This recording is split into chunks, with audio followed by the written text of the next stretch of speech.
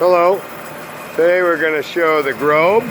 It's running right now. And we're going to show the air power feed table. Has the lever there that feeds in. Down here we have the adjustable feed force. Right now it's set up pretty high. And you pull the lever and it retracts.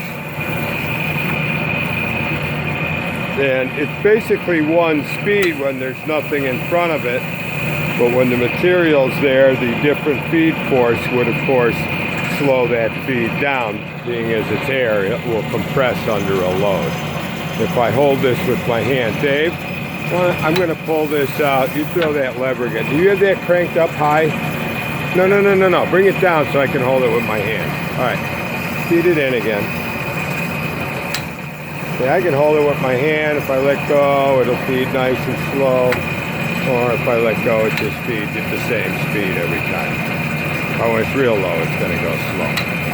So that's your feeding power. Of course, this is a block that moves.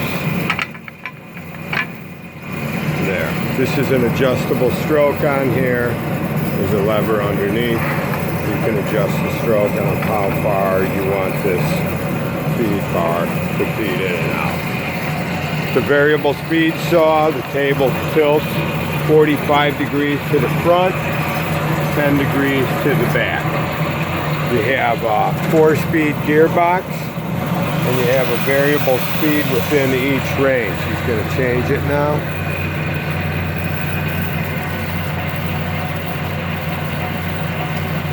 We have an air blow-off to blow the chips away while you're cutting. It's a contour bandsaw usually, or a straight cut-off. There you go, you can hear it slowing down. This is a Grob model 4V18, serial number 3889, 1980. It's in very good condition, all original paint.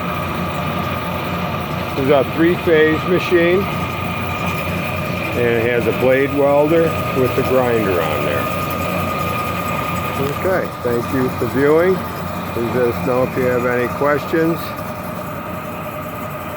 Thank you.